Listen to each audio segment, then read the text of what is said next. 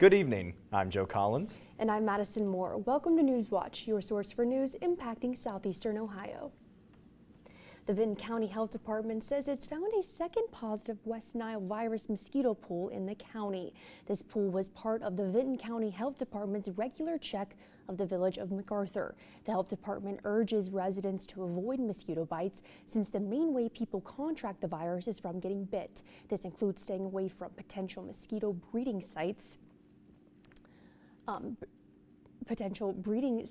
around your home. There are no medications or vaccine to prevent or treat the virus. Those who get infected typically experience flu-like symptoms, vomiting, diarrhea, or rashes. Ohio lawmakers are considering a bill allowing the state to import prescription drugs from Canada. The bill would allow Ohio Board of Pharmacy to start a program to buy drugs from Canada. The state would then offer them to Ohioans at a significantly lower cost. There are 22 other states pursuing similar programs, and Republican Representative Tom Young, who is one of the sponsors of the bill, expects there to be a bipartisan support for the bill. Young also hopes the bill will be taken up in November when state lawmakers come back to the General Assembly.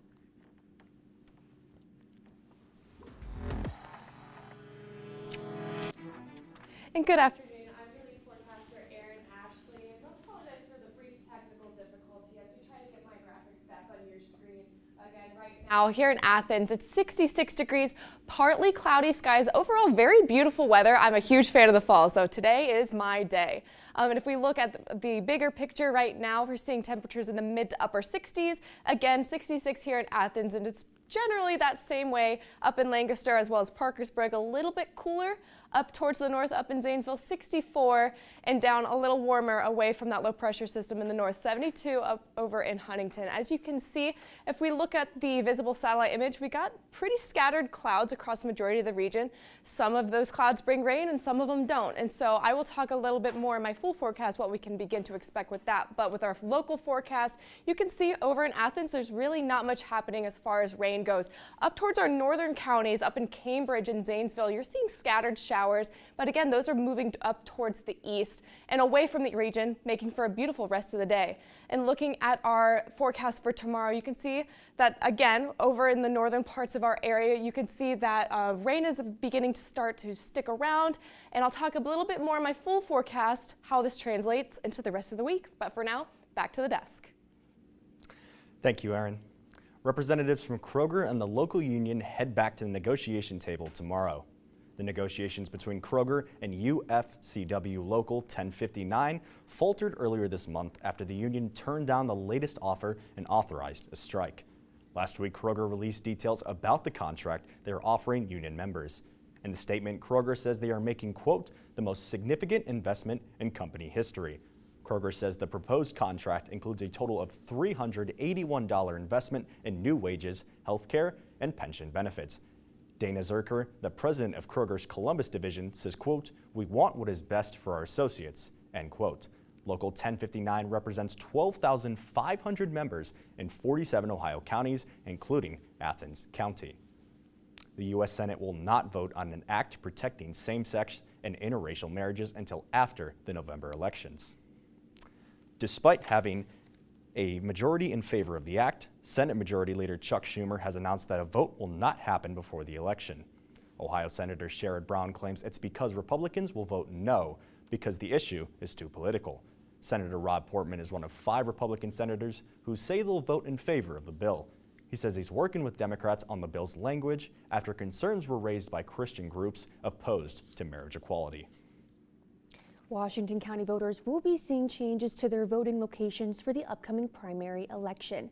The new locations will be at area schools, and the Board of Elections Deputy Director Karen Poloski tells WTAP the schools are in better spot to handle voting, specifically the crowds, parking, and electricity for the voting machines. Poloski says all voters in the county will receive a brightly colored postcard letting them know where their new location will be. Those who prefer to vote from home, you have until October 11th to request an absentee. The Athens-Hocking Solid Waste District announces its fall recycling days.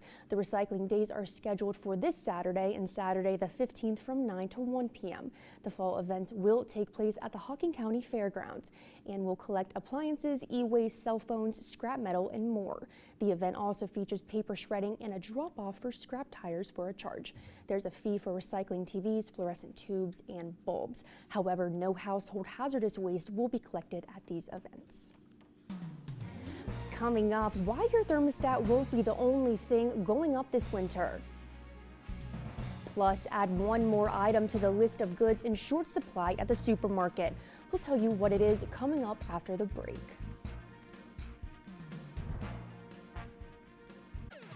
Southeast Ohio football is as exciting as ever, and Gridiron Glory covers all the action from your team. 8 conferences bring the biggest stories from the 7-4-0, whether it's on our show every Friday night or on social media as one of our many digital games. So follow along, because Gridiron Glory is about more than just winning. It's community, it's pride, and it's tradition. So remember, there's nothing better than Friday nights and Gridiron Glory.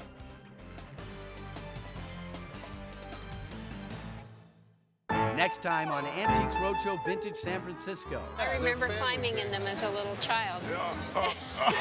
Are you serious? Wow. Oh my goodness. Yeah, that's amazing. Wow. My heavens. Are you surprised? Yes, I can't believe it. Do you know which items have gone up or down in value?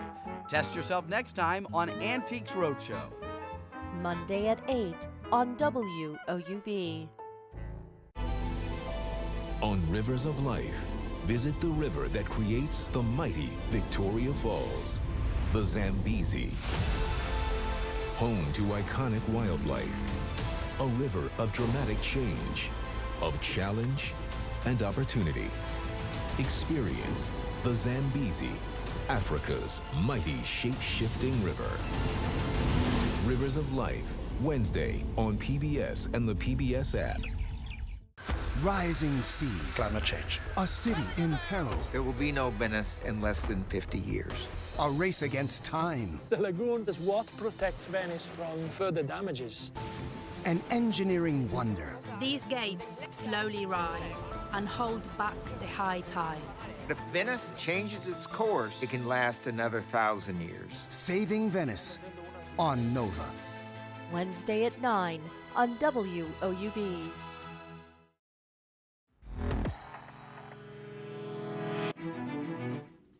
While Americans have seen some relief at the pump, utility bills are an entirely different story. One organization is now predicting some heating costs this winter will reach a 10-year high. Mike Valerio reports.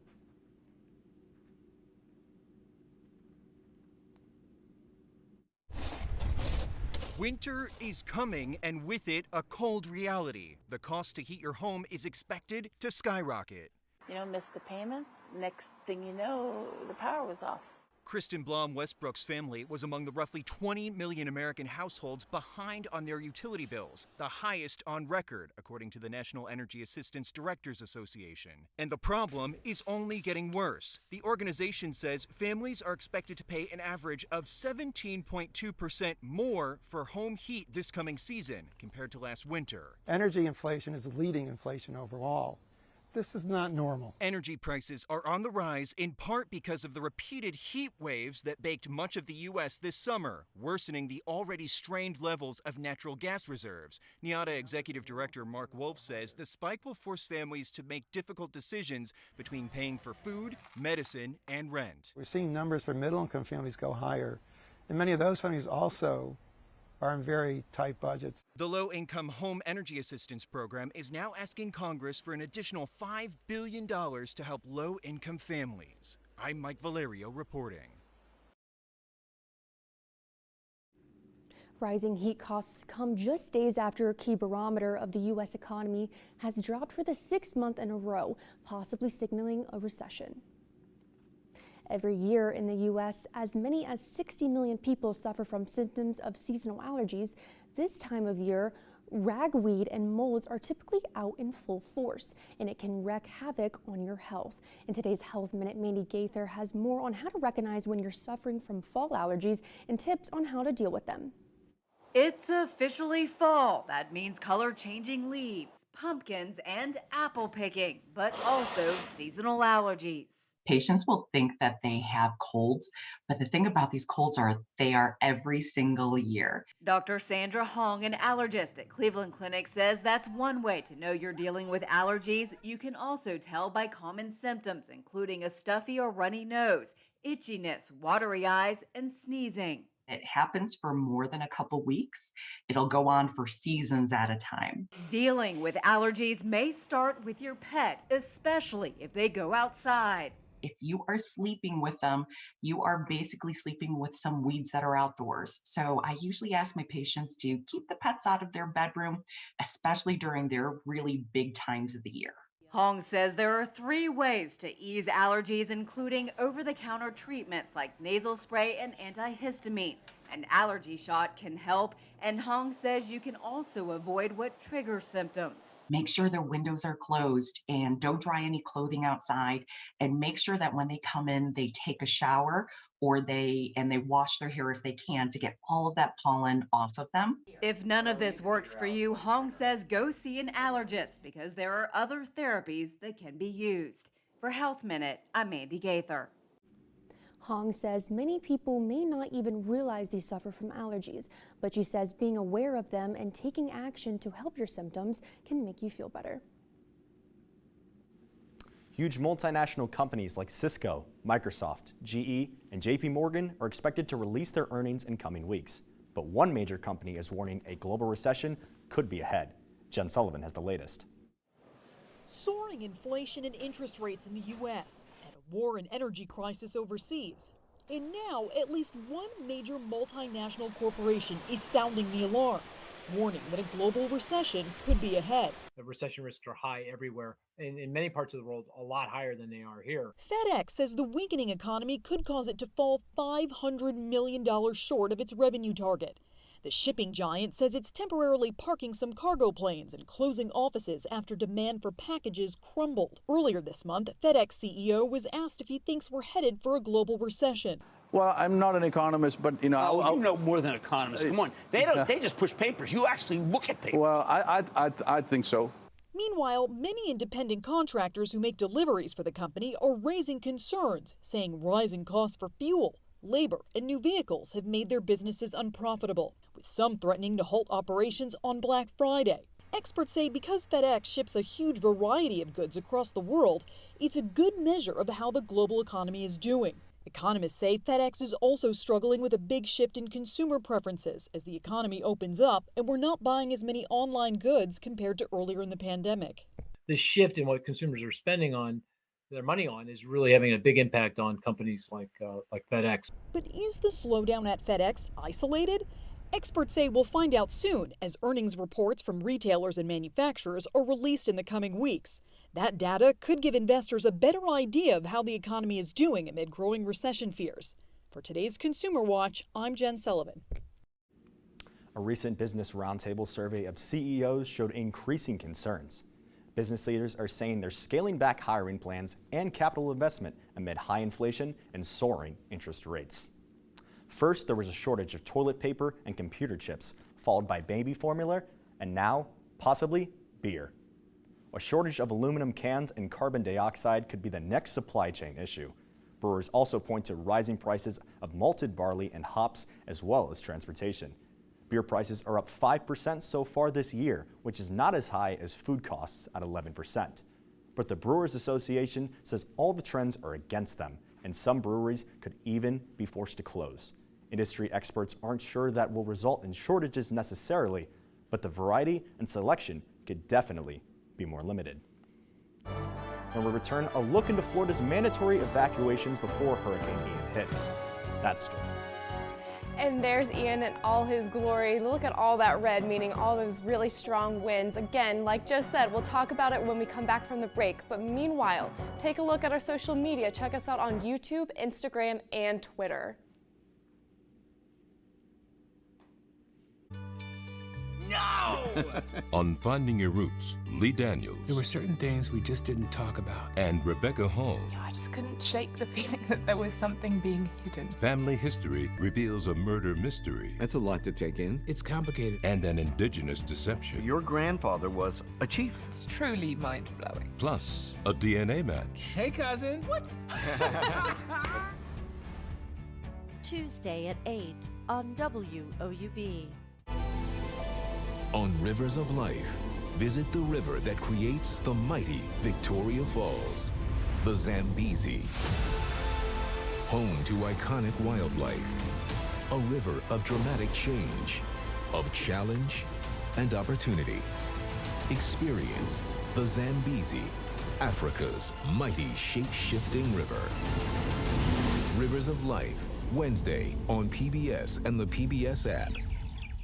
Next time on Antiques Roadshow Vintage San Francisco. I remember climbing in them as a little child. Are you serious? Wow. Oh my goodness. Yeah, that's amazing. Wow. My heavens.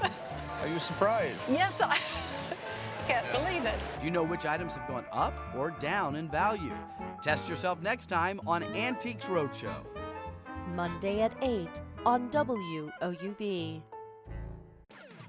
Southeast Ohio football is as exciting as ever, and Gridiron Glory covers all the action from your team. 8 conferences bring the biggest stories from the 7-4-0, whether it's on our show every Friday night or on social media as one of our many digital games. So follow along, because Gridiron Glory is about more than just winning. It's community, it's pride, and it's tradition. So remember, there's nothing better than Friday nights and Gridiron Glory.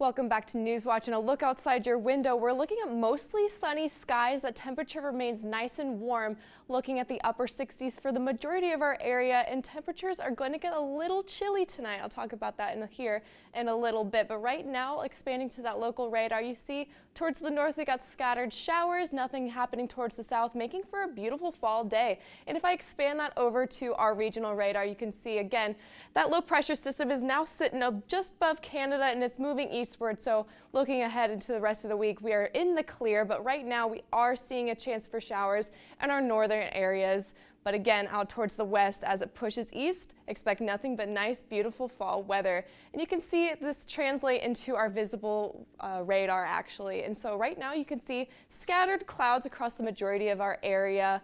And some of that means rain, and some of that is just clouds. And here in Athens, you can just actually see that those clouds will kind of stick around, partly cloudy into tonight. And again, that low is going to be 46. It's going to be kind of chilly.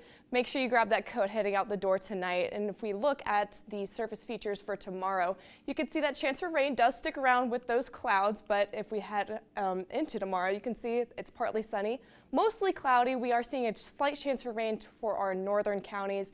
But that temperature remains in the mid-60s. 64 degrees is expected for the high tomorrow, and that brisk temperature is nearing the low 40s. So again, make sure you plan accordingly if you have any late night plans. Heading into tomorrow night, that chance for rain will dip a little bit farther south into the Athens area as those clouds begin to stick around. But by Wednesday, you can see that that chance for rain has since moved up towards the north. We can expect a beautiful rest of your week. Looking at the 3-day outlook, again, mostly cloudy heading through the majority of the week. We are seeing some chances for sunshine mixed in with that chance for rain. Again, just make sure you stay up to date with the latest as that system moves out towards the east. But temperatures remain kind of nice. It's definitely something nice we like to see here for fall, in the mid to lower 60s. And if I expand that to the 7-day outlook, you can see that that chance for rain does appear this weekend. Again, on Saturday, 40% chance of showers, and that temperature will climb up into the upper 60s, 69 degrees, lingering for the majority of the weekend. And on Monday, we can start to see that chance for showers continuing to linger. And out towards the Caribbean Sea, we are seeing Hurricane Ian. It is now a Category 2, and we are expecting it to actually intensify as it progresses throughout the day. And by Thursday, it'll hit western Florida. I'm going to toss it on over to Madison, who has more details on this storm. Yes, Aaron, thank you. Hurricane Ian is rapidly intensifying and it's forecast to become a major hurricane, sending out an anonymous warning, warning to anyone in the storm's path. Connor Powell has the latest from Florida. This could be the storm that we've hoped would never come to our shores. The threat of a force we haven't seen in our lifetime. That's the worry of officials across Florida and national forecasters in Tampa, where the last major hurricane to make a direct strike was over 100 years ago. Floridians up and down the Gulf Coast should feel the impacts of this as up to 36 hours before actual landfall due to the size of the hurricane. This is a really, really big hurricane at this point. The diameter, the width of it's about 500 miles wide.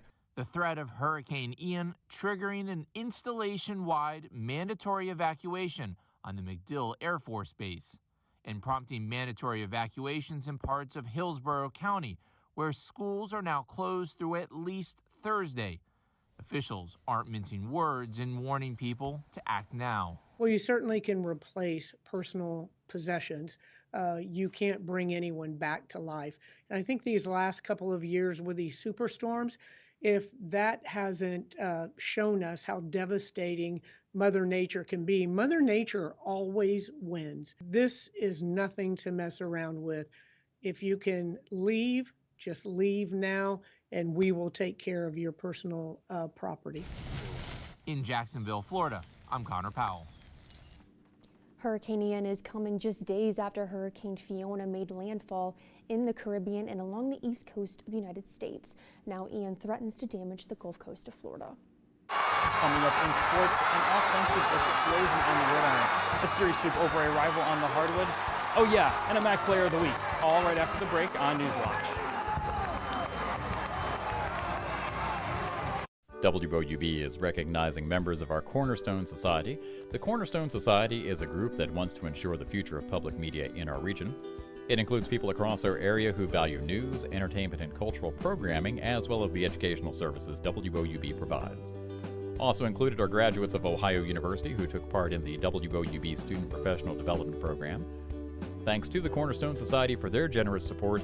To learn how you can be involved, email woub@woub.org. On Rivers of Life, visit the river that creates the mighty Victoria Falls, the Zambezi. Home to iconic wildlife, a river of dramatic change, of challenge and opportunity. Experience the Zambezi, Africa's mighty shape-shifting river. Rivers of Life, Wednesday on PBS and the PBS app. This street drove America toward revolution. This street fueled Western expansion. And this street paved the way for the shopping mall. Take a cross-country road trip on a historic highway. Walk a former Native American road. And hitch a ride on a 200-year-old toll road. 10 streets that changed America. Saturday at 9 on WOUB. Southeast Ohio football is as exciting as ever, and Gridiron Glory covers all the action from your team. 8 conferences bring the biggest stories from the 740, whether it's on our show every Friday night or on social media as one of our many digital games. So follow along because Gridiron Glory is about more than just winning. It's community, it's pride, and it's tradition. So remember, there's nothing better than Friday nights and Gridiron Glory.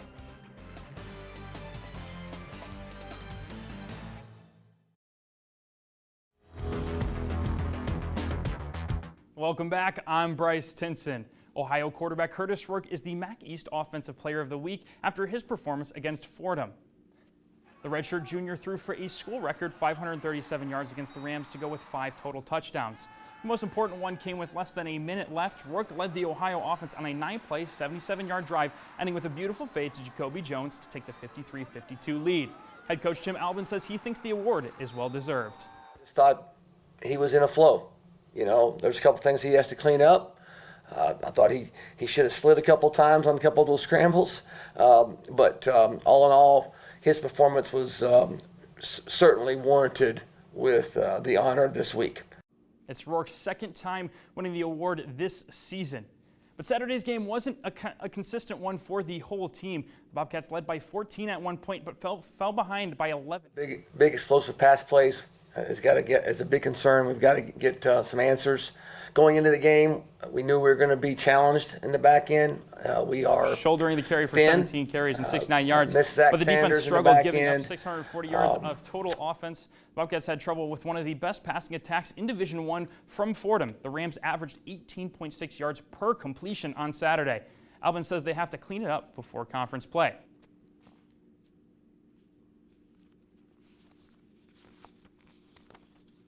The big explosive pass plays is a big concern. We've got to get some answers.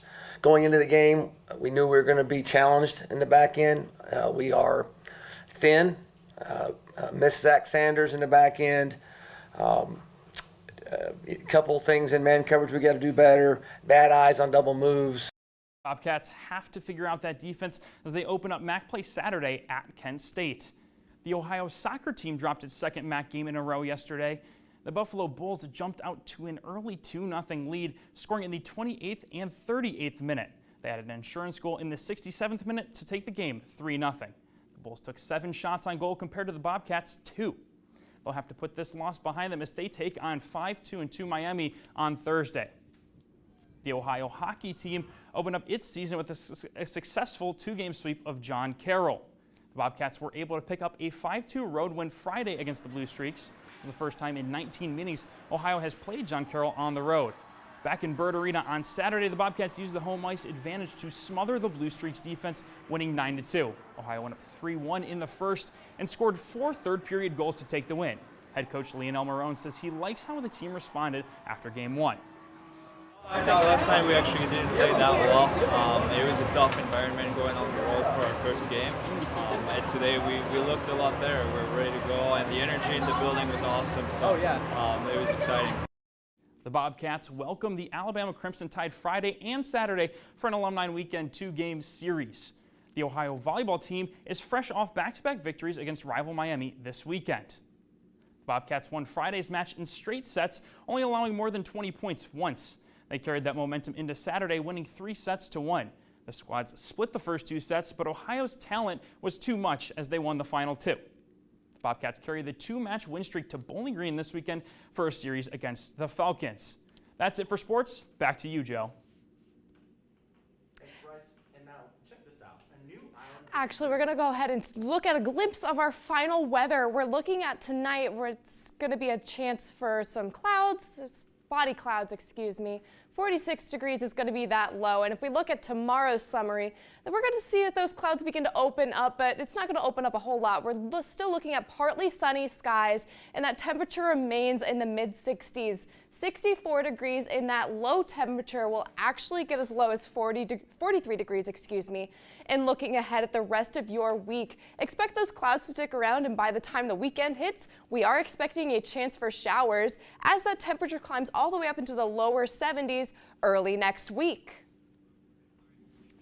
Thanks, Aaron. And now, finally tonight, a new island has emerged in the southwest Pacific Ocean. Check out these new satellite pictures from NASA. A submerged volcano near the central Tonga Islands erupted earlier this month, spewing lava, steam, and ash. The result? A new island that scientists say is growing pretty fast. On September 14th, researchers said it was about 1 acre, but just 6 days later, the island stretched to around 6 acres. NASA says don't get too attached though, as even though new islands can persist for years or decades, they usually don't last too long. And that's going to do it for our broadcast this evening. Thanks for watching. I'm Joe Collins. And for everyone here at Newswatch, I'm Madison Moore. Stay tuned for the PBS NewsHour coming up next. And remember, you can find the latest news anytime at WOUB.org or follow us on social media. Have a great night.